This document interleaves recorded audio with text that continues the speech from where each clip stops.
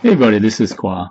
I'm going to give you, in this tutorial video, I'm going to give you some ideas about how to optimize your lead capture pages for the highest conversions possible.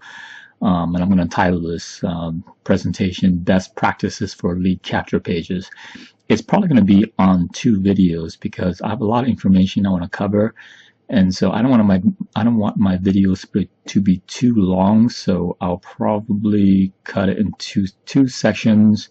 And so you are watching the first part of my two-part series. And again, that is how to optimize your lead capture pages for higher conversions. Okay, the idea is that this presentation is designed for people who are fairly advanced internet marketers and who already know what a lead capture page is. If you don't know, they're also known as squeeze pages, opt-in pages, landing pages. And so the idea is that with a lead capture page, you are capturing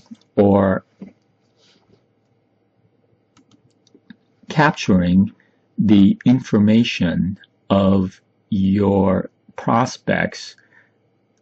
Usually it's a name and email. Sometimes it's a name and email and address and other information. But basically the purpose of this is to follow up with them at a later date. Okay. Again, this is fairly advanced stuff. So if you already know, if you already care enough to look at this presentation and watch this video, then you probably have a good idea of what a lead capture page is, and you're probably wanting to figure out ways in which you can get your conversions to be higher. And conversions, what I mean is more people to opt into your lead capture page. So if you want to know more about lead capture pages, including how to create them, what software tools I personally use to create lead capture pages, then come visit my blog at http powertoolsformarketers.net. Again, there's no www, it's just powertoolsformarketers.net. All right, so let's get started. Okay, so just to give you an idea what a lead capture page is, this is a sample one. This one I used, I think, a couple months ago. It may or may not be still active. I'm not sure because I have so many systems out there working for me. But anyway, so there you have it. It's basically an offer, and it includes a place for them to the prospect to put their email in, and it has a compelling offer and pretty image to catch their attention. And really, that's the gist of a lead capture page. So you might have seen this before. If you have, good for you, because that means that my marketing is working. All right, so to begin with, why should you care what I have to say? I mean, you don't have to. I mean, you can ignore what I have to say, and that's fine. My feelings aren't going to get hurt. And it's a free country, so you can choose to ignore me, or you can choose to listen to what I have to say. It's up to you. I mean, if throughout this presentation, if you decide that what I have to say has value and makes sense, then by all means apply some of these these strategies that I'm talking about. If not, you think I'm full of crap, then of course you're free to ignore me. But anyway, just my background, I began internet marketing about 3 years ago, and at first I didn't know what I was doing. I didn't even know what a lead capture page was. But then I got to be experienced very quickly. And for the last 2 years, I've been creating my own lead capture pages, and I do a lot of designing, I do a lot of testing, a lot of tweaking to make sure that they work. And I can tell you that if you ask most internet marketers, the standard industry rate for a conversion rate for a lead capture page is about 2 to 3%. So that means that for every 100 people who see your lead capture pages, then about 2 or 3, if it's considered a good lead capture pages will opt in. Most lead capture pages actually fall well below that. Maybe 1% or 2%. But mine is actually pretty high. Mine is 25% to 40%. Sometimes, sometimes on rare occasions, depending on the traffic, I can get a conversion rate of about 40% or 45%. Okay, and I test my lead capture pages using a wide variety of traffic. Okay, I do online classifieds, such as Craigslist and other classified sites. I do PPC ads with Bing and with Google AdWords. I also do solo ads. I do Facebook advertising. I do Pinterest. I do blogging. I do a number of different types of traffic targeted traffic to drive prospects to my lead capture pages. So I have a good idea of best conversion strategies, okay, based upon my own testing that I've been doing. And also, I've tried pretty much every product and course out there relating to lead capture pages. I mean, I've been studying this thing for a long time, and it's actually a big fascination of mine, because it relates back to my design background. I mean, when I was younger, I really enjoyed designing, and so it's kind of like melds internet marketing with design, and so it fits my interests really well. So there you go. That's me. Again, I make no claim to be a master or an expert or a guru. I'm a student of this.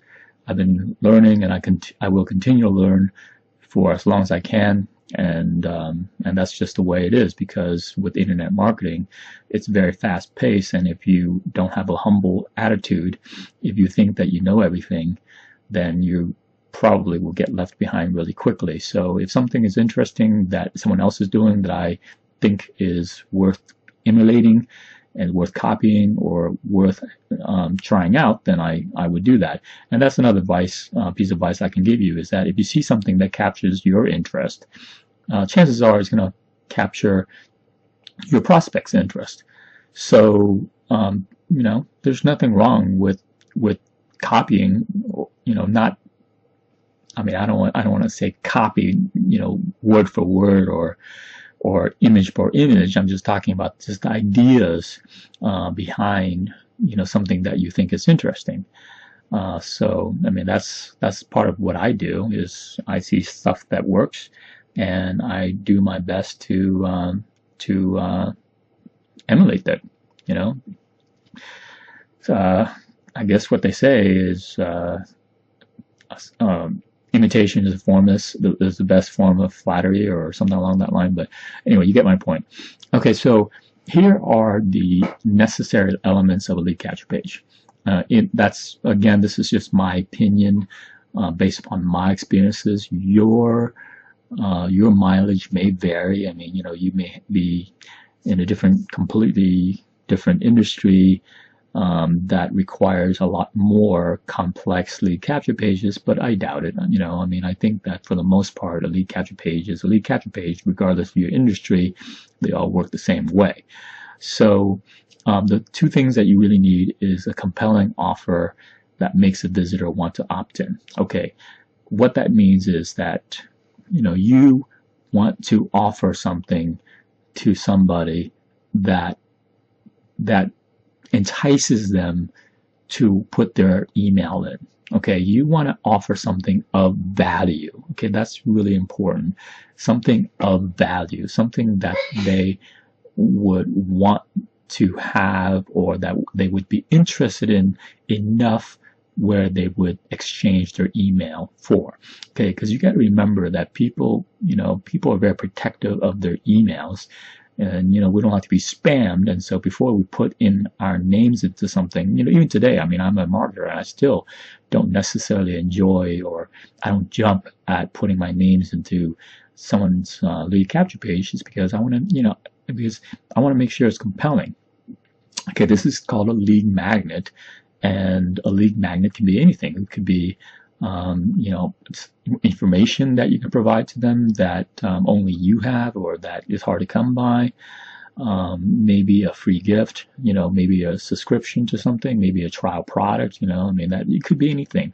All right, you can just use your imagination depending on your audience and who you're targeting. But basically, that's the idea, is that you must, and I say you must have a compelling offer, because if you don't have a compelling offer, no one is going to put their name in or the email or whatever information, because why should they? Okay, because we are self-interested. We're always asking the question, what's in it for me? And if you don't answer that question at the very beginning of the relationship by making a compelling offer, then no one's, you know, then maybe that's probably why you're not getting any good conversions. Okay. Don't, you know, my second point is don't overcomplicate things. Okay. That's really what it is. Just, you need a compelling offer and you need a place for their email. You know, a lot of the mistake that a lot of people have is that, I see this quite often, is they turn a lead capture page into a sales page. And basically, a sales page is a completely different creature. And it's where you are actually trying to sell the person on buying whatever product or service you're promoting. Okay, that is not the purpose of a lead capture page. The only thing a lead capture page is designed to do is sell your prospect on the idea of putting in their email address or whatever information you're requesting. That's it, you know, and that's through, again, a lead magnet. Okay, you are not trying to sell them on your product or service, because, you know, that's too much. Okay, that is too much. They're not going to buy from you right off the bat. So don't bother trying to sell them anything. Okay, and I see this quite a lot, is, you know, people just try to cram too much stuff into one thing, and it just does not work. Okay, it's just, you know, too much information. They're not ready. Your prospect, this is probably the first time that your prospect has come across your offer or your product, and so they need time to make up their mind. I mean, they need at least 7 or 8 exposures before they can make a decision to buy, at least for most people. So if you try to sell them in the first exposure, you're going to fail miserably. Okay, and then of course the second component, you know, element is a place to put their email. And you know, I emphasize email because, well, this will go into my first point, but as far as I am concerned, an email is adequate. Okay, this is my first tip. Okay, you probably you know, have seen lead capture pages that ask for all types of information. Okay, and here's the reason why I think an email is adequate for most purposes. Okay, the general rule of thumb is this. Okay, the more information that you are asking for initially, the lower your conversion rates is going to be. Okay, that's just, you know, you can't get around that. So if you ask for their name, that lowers the conversion rate. If you ask for their address, that lowers their conversion rate. That if you ask for a phone number, you will probably have abysmal conversion rates. Okay, so I generally only ask for email because I think that's for most purposes, that's all that's necessary. Okay, I don't need to get somebody's address because I'm not planning to sell anyone on anything. I'm not planning to send them anything. You know, they're not going to be on my Christmas card mailing list, and I'm not going to send anyone a Valentine's card or birthday card, so I don't need to have a physical address.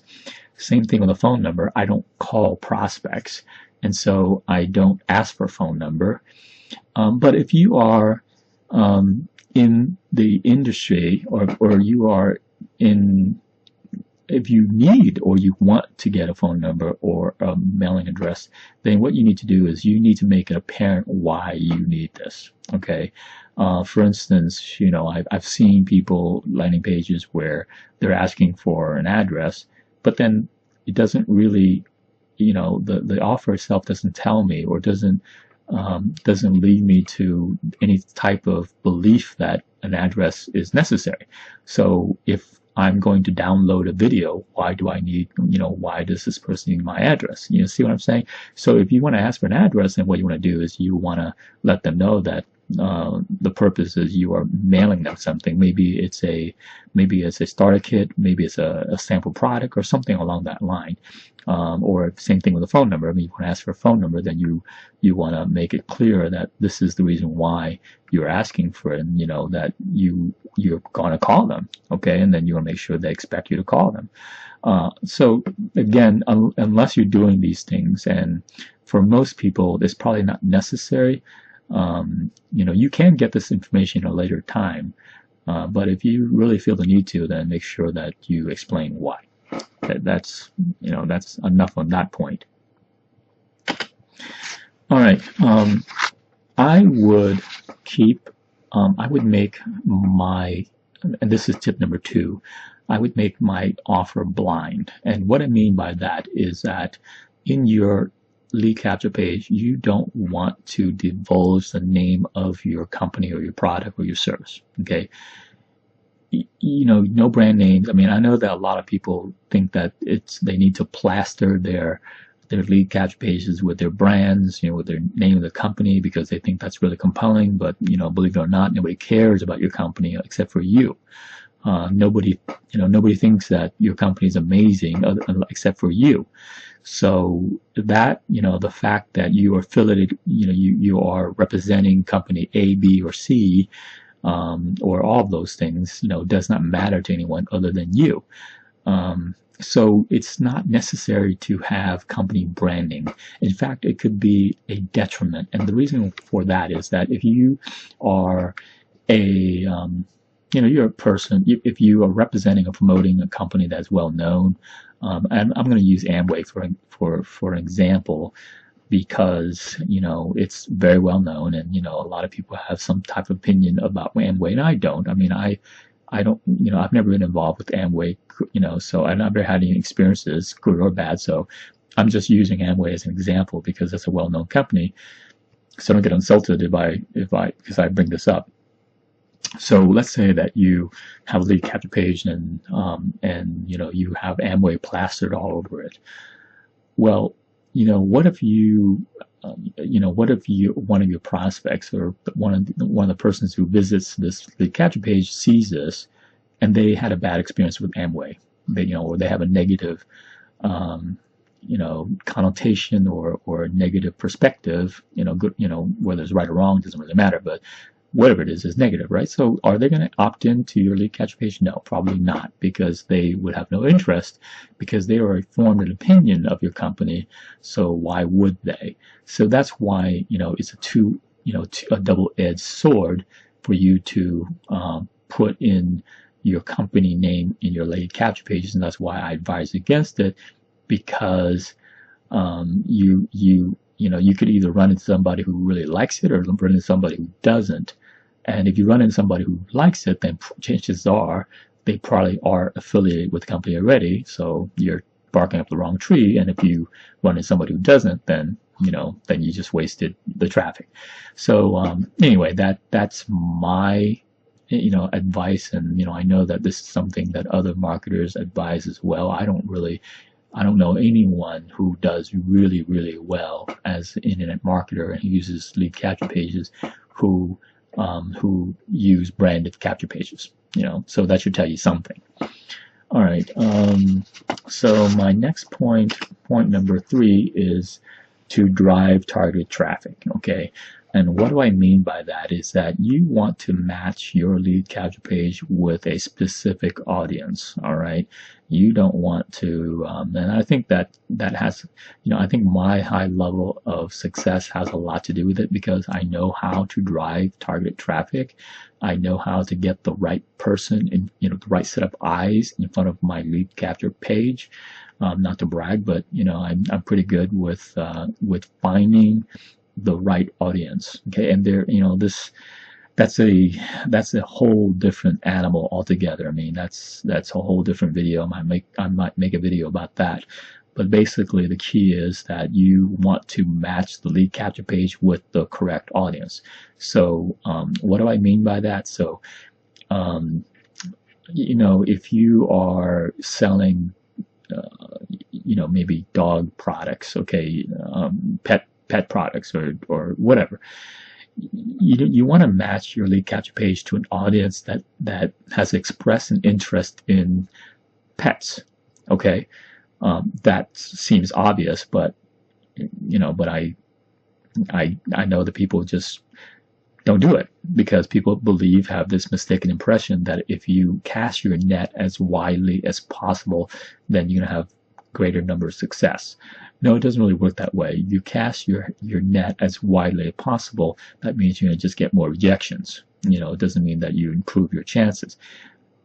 You're more likely to get a higher conversion rate if you are using very targeted principles. So if I have an audience, that I have determined to be very interested in like, for instance, maybe hunting rifles or dog products or fishing gear or golf equipment, whatever, I would send the right lead capture page to that audience. I mean, I would have a capture page relating to what they're interested in or what they have expressed an interest in, obviously, because that will increase their because I know they're interested in.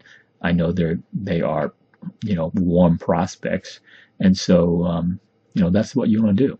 Okay, match the type of traffic with your product.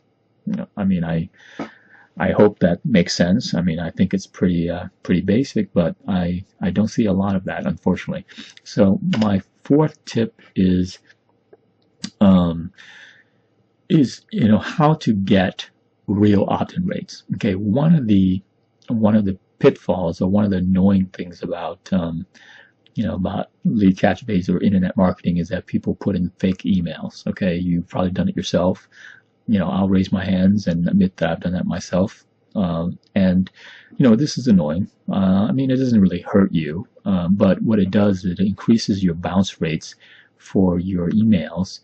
And of course, it's a waste, because if you have somebody who's interested enough to put in their emails, then the best practice, of course, is to make sure they put in their real email as opposed to a fake one, right? If somebody's interested enough in your product, where they are taking the step to to enter the information, then you want to make sure it's accurate. And the way that I have done this, again, there's different strategies for that you might have heard about or you might know about, but the way it's worked for me is that I explain to them why I need this information, why it needs to be valid. Okay, and here's what I do. Okay, so I do a lot of video marketing. Okay, I send a lot of videos to video sales pages or video sales or sales videos to my prospects, and so I explain. I usually have a line at the bottom that says valid email required for delivery video. Okay, so what that does, it tells the product that if they want to see what I have to offer, then they're going to need to have a valid email. Okay, that makes sense, right? Because if they want to get what I have to give them, then they need to give me the correct information. Okay, it works wonders because I have a very low bounce rate.